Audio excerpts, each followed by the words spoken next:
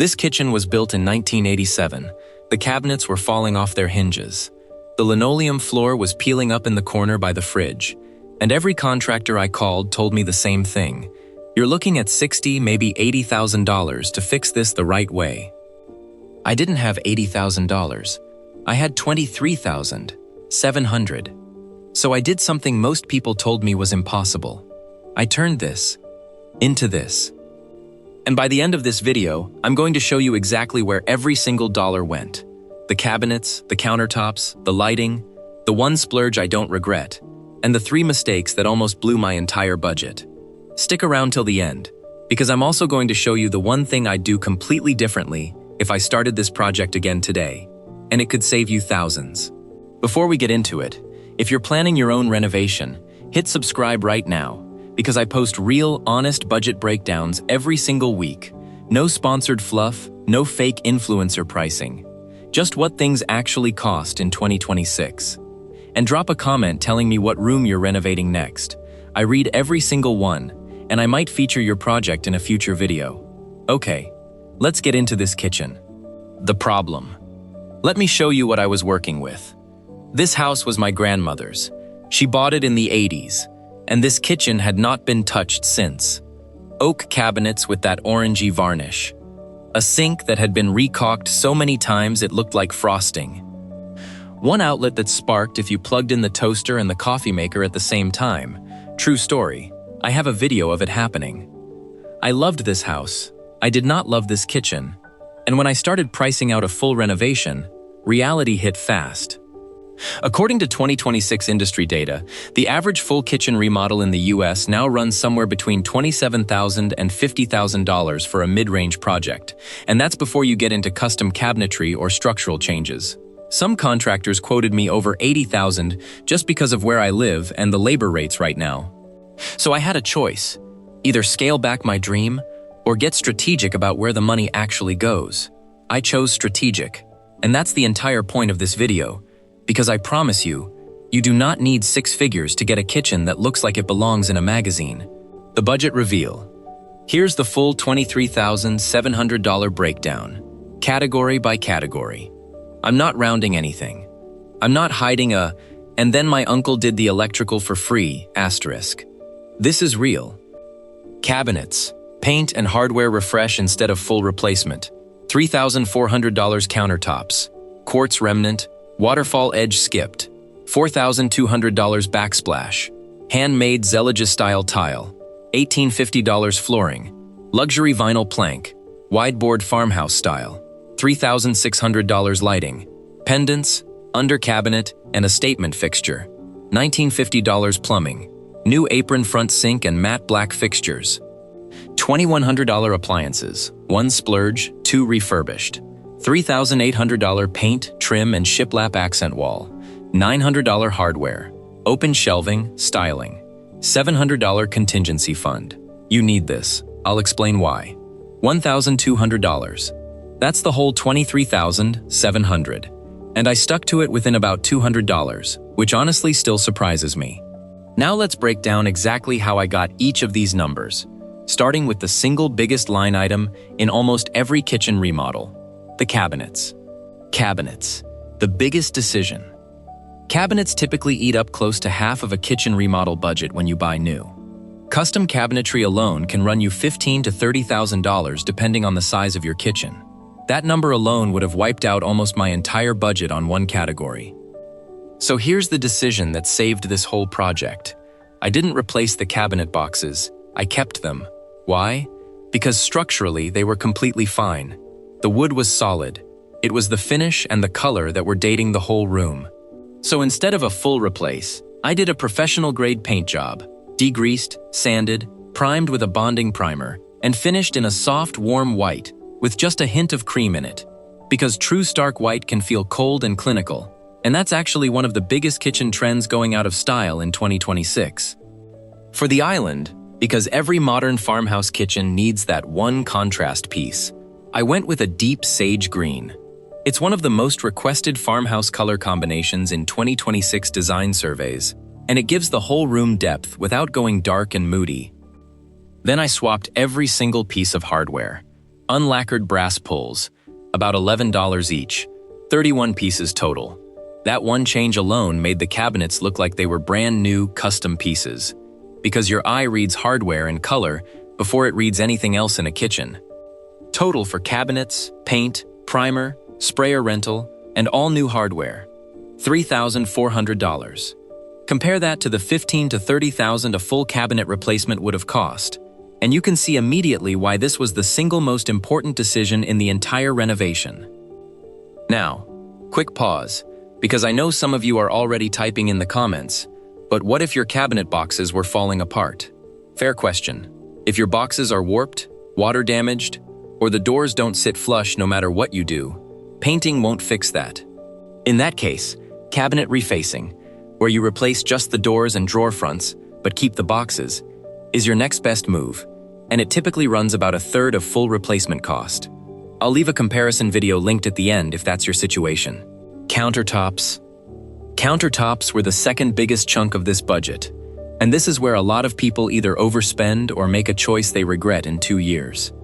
I wanted quartz, not because it's trendy, but because it's genuinely low maintenance.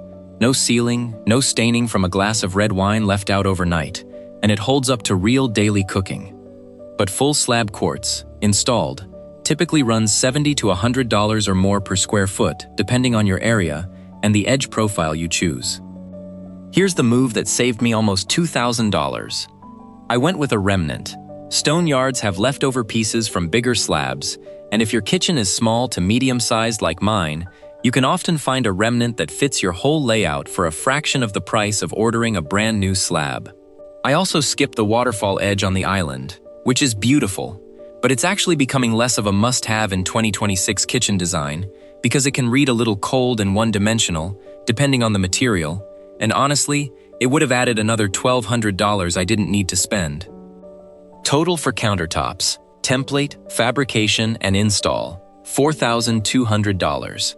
I went with a soft white quartz with subtle warm veining, which keeps that farmhouse warmth without looking like a hospital counter. Quick reminder, if this breakdown is actually useful to you, tap that like button right now. It genuinely helps this video reach more people who are trying to renovate on a real budget instead of an influencer budget. Okay, Backsplash is next, and this is where the kitchen really started to feel expensive, even though it wasn't. Backsplash, subway tile, was the entire farmhouse kitchen for almost a decade. White subway tile, black grout, done. And it's still fine, but it's also everywhere. And if you've scrolled Pinterest even once in the last year, you've probably noticed kitchens are moving towards something with a little more texture and imperfection.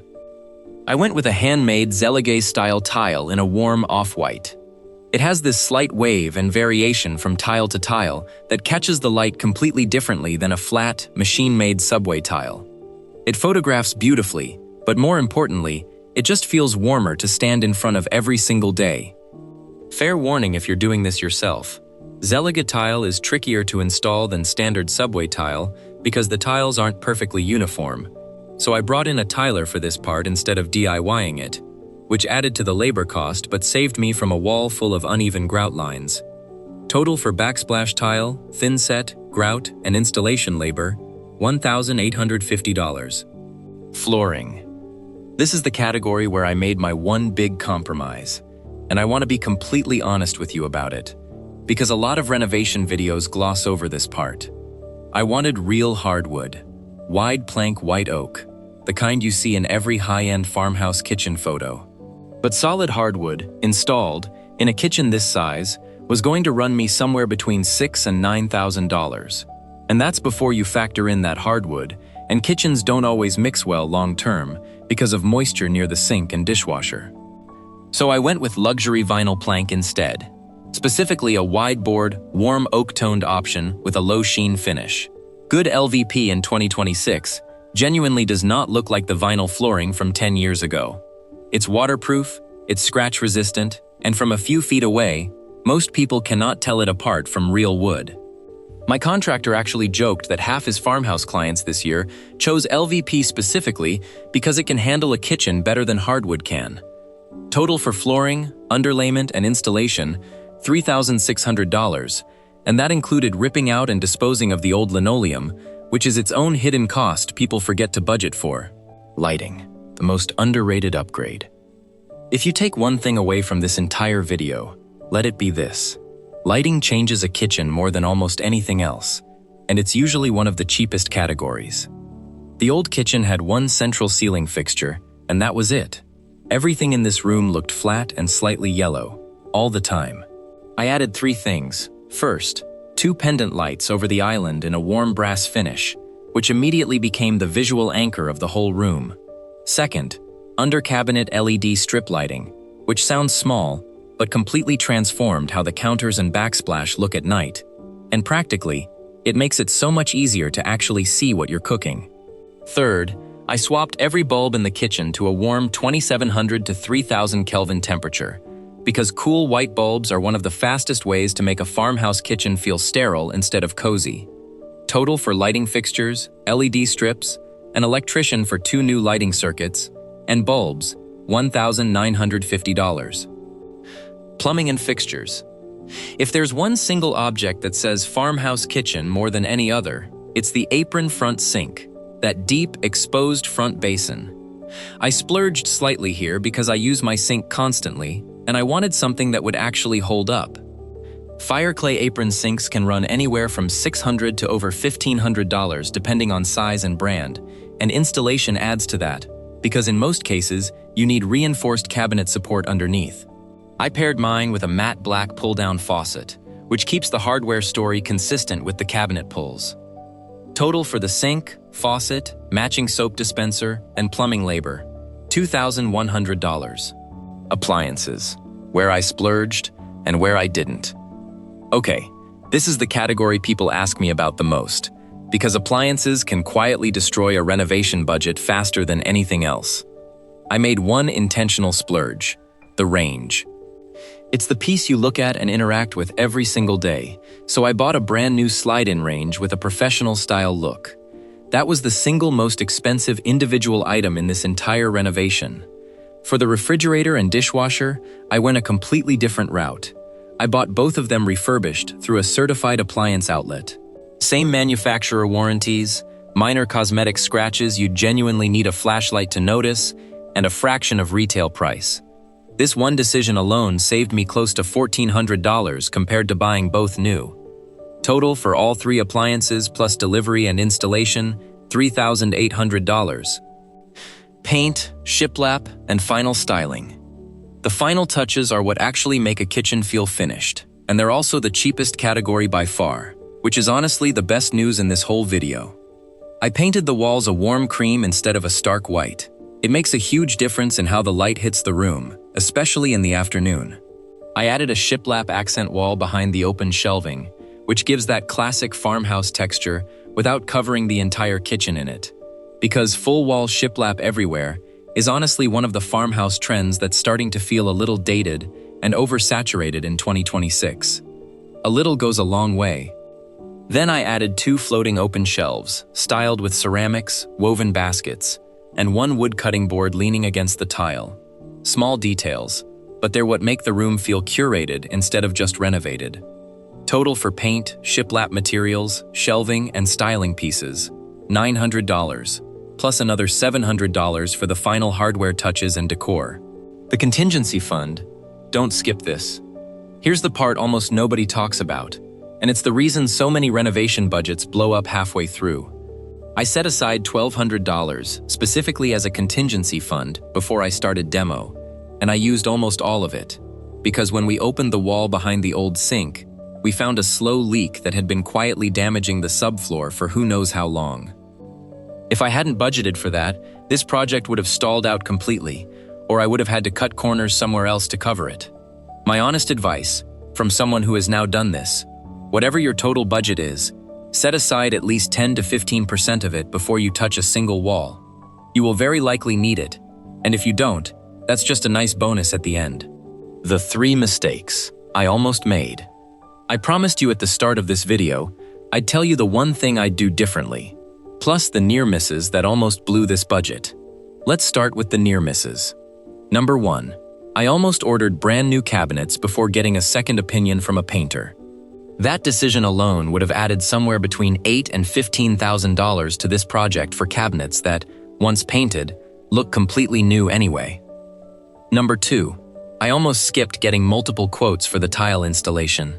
My first quote was nearly double what I ended up paying. Always get at least 3 quotes on labor-heavy categories. The price range on identical jobs can be shockingly wide depending on the contractor.